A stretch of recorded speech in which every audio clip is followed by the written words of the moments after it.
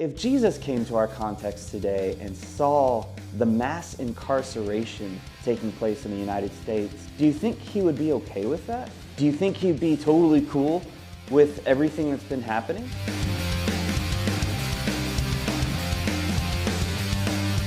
Hey Christians, Daniel here. Let's talk about prison. Yes, I know everybody has their own opinions, everybody has their own thoughts. Today I want to take a biblical look at what Jesus has to say and what the Christian response to captivity and imprisonment should be. Now, again, I do not have all the answers. This is a big, sweeping topic, but I feel like we have to talk about this because it is one of the things Jesus said that he came to do. So recall back to Luke chapter 4, where Jesus is in the synagogue. He's handed a scroll. He opens up the scroll of Isaiah to Isaiah chapter 61, and he reads from it. And one of the things he says is that the Spirit of the Lord is on me to proclaim freedom for the prisoners. Or at least that's the New International Version of what he says. The translation could work out a couple different ways. For instance, the English Standard Version, the ESV, says to proclaim liberty for the captives. Now, when I read those two side by side, you've got freedom for prisoners and liberty for captives. They have kind of a different connotation to them. So I want to start off by taking this idea of liberty for the captives. In the original context of this passage, Isaiah chapter 61, he would have been talking about this captivity that his own people, the Israelites, were facing in Babylon. Babylon had come through in 586 BC and destroyed the temple in Jerusalem and had taken many hundreds or thousands from Jerusalem and from Judah into captivity in Babylon. They were exiles now in a foreign land. So Isaiah is having this vision, and the Spirit comes on him to proclaim liberty for the captives, or freedom for the captives. In other words, you're going to come back home. You've been in captivity, you've been in exile, and God is bringing you back.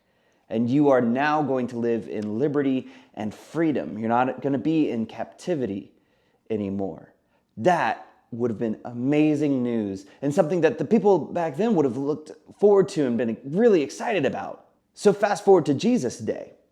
So when he gets up and says to proclaim freedom for prisoners or liberty for the captives, what do you think his original hearers would have been thinking about?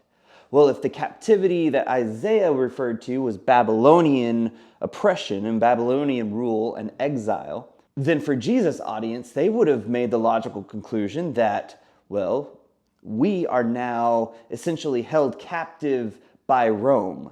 We are almost exiles even in our own home country. We are oppressed. We are living without all of our freedoms and without all of our liberties. So maybe Jesus is coming to free us from Roman rule and Roman governments and set us free. We've been living in a sort of captivity here. And to an extent, I think that would have been reasonable to assume from Jesus. However, I think he takes it a step further.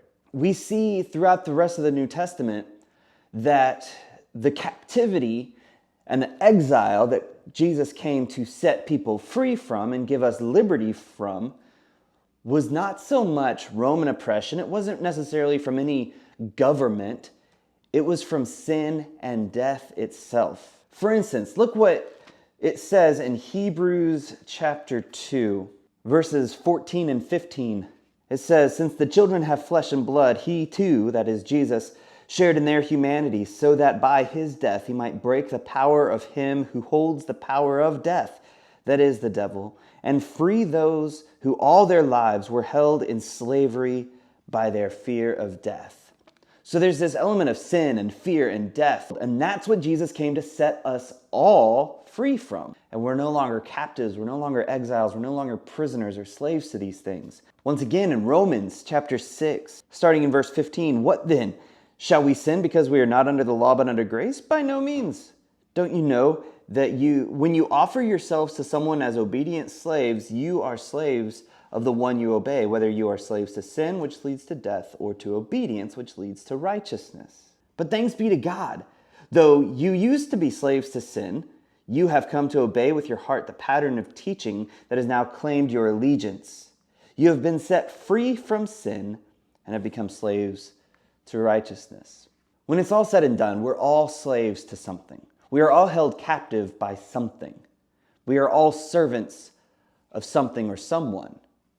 And Jesus came to set us free from the slavery to sin and death so that we can have the liberty and the freedom to serve God, because that's where true freedom and true righteousness and liberty is found. But before you go thinking that this is purely spiritual, it is spiritual, which is bigger than we make it often, but it's not just a spiritual application. Because I can't help but think of a couple times in the New Testament where the power of God did set real prisoners free. I'm thinking of the story in Acts chapter 12, where Peter is imprisoned by Herod, and he's put in like this high security setup where he's in this inner circle, this inner cell, and he's even chained to 2 other guards there. So he is bound. He's not going anywhere. And he falls asleep one night. And during the night, an angel appears. The chains and the shackles just fall off. The doors just kind of open themselves. Peter thinks that he's having a dream or a vision of some sort. The angel leads him out of the prison, out into the main road, and says, well, you're free. Good luck, bye, basically, my paraphrase. I also think of Acts chapter 16, where Paul and his traveling companion Silas are in the town of Philippi, and they get thrown into prison unjustly, and they're spending the night there. What are they doing? They're singing, they're praying. Power of God comes over that place. An earthquake rattles the walls, and the chains fall off, and the doors swing open. And so the power of God, once again, is breaking chains and setting people free. So that brings us to our context today. What does it mean for Jesus today to say things like this? If Jesus came to our context today and saw the mass incarceration taking place in the United States, do you think he would be okay with that? Do you think he'd be totally cool with everything that's been happening? And don't get me wrong, I believe there is value in prisons and removing from society those who cause great harm to society. I think there does need to be some kind of punishment system in place for those who violate the laws of the land and violate other people's freedoms and liberties. But as I look around and as I read the statistics and look at the research, there seems to be something wrong with all of this.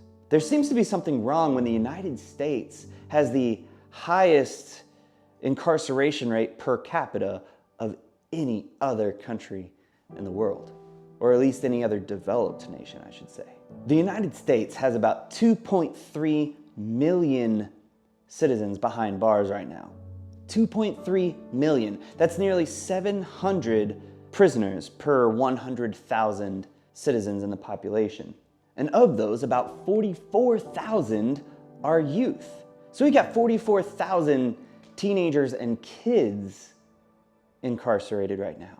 And included in all these numbers, in the 2.3 million behind bars, nearly 500,000 haven't even been convicted. They're just kind of in a jail awaiting trial or sitting through the investigation because they can't afford bail. They can't afford to be out. Now, of the prison population as a whole, it disproportionately affects minorities. If the black population, which makes up about 13% of the US population, but they are overrepresented in our prison population at about 33%. So about a third of the prison population is made up of black people, which only makes up about 12 to 13% of the overall population. Whereas among white people, we make up about 64% of the US population, but we only represent about 30% of the prison population. And Hispanics make up about 16% of the overall population, but represent about 23% of the prison population. So if you are black or Hispanic, your odds of ending up in prison are much higher than if you were white. And a lot of times that's for the same types of crimes and the same types of offense. The statistics also show that recidivism rates are incredibly high. What that means is that once you end up in prison, you are much more likely to be arrested again once you're out. One study from the Bureau of Justice showed that 5 out of every 6 inmates released from prison are eventually rearrested within a 9-year period. So what's the point in our prisons? In fact, the one that shocked me the most is that over 3/4 of those who were arrested on drug charges, like possession charges, use charges, arrested on drug charges, and then were released from prison, over 3/4 of them were rearrested for non-drug related offenses. In other words, we send people to jail on drug charges and something happens to where now when they get out, they are arrested for other reasons too. It's almost as if the prisons aren't making them better. Prisons are actually making people worse. It's not like we're removing criminals from the streets and then releasing them as upstanding citizens. A lot of times what happens is we take people out from the streets and put them in prisons, and when they're released, they become worse. Well, why would that be? I think it's because of how we treat those who are released from prison.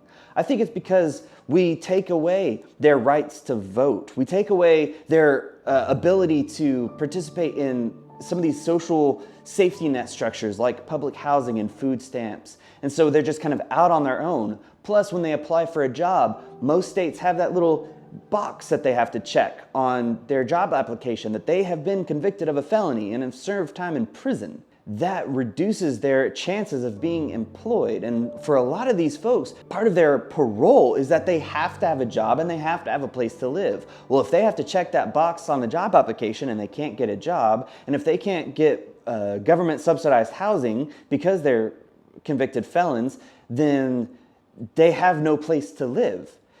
So they're out, just kind of out of luck. And so what do? Naturally, I think people would get desperate and turn to other means of survival, whether that's theft or fraud. That doesn't make it right.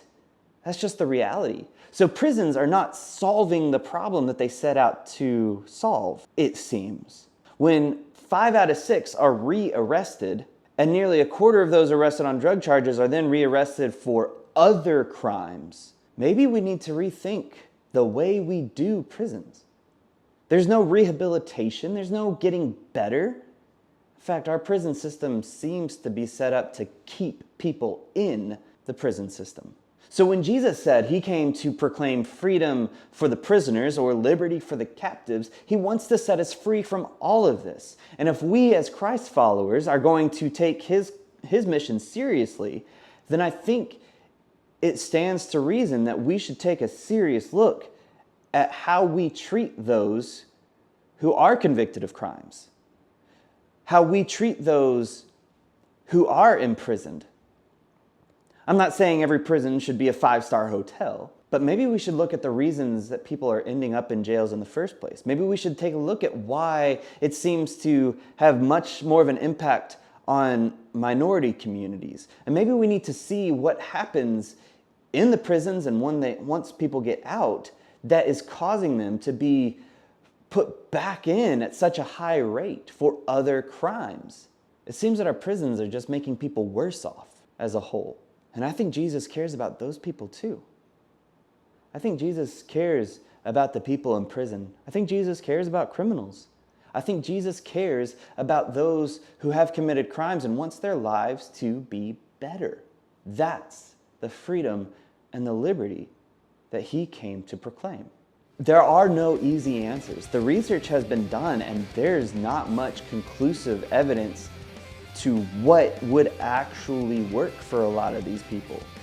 But if we take the call of Christ seriously, I think it's worth looking into and praying about and seeking some kind of resolution to. Hey Christians, let's talk again soon.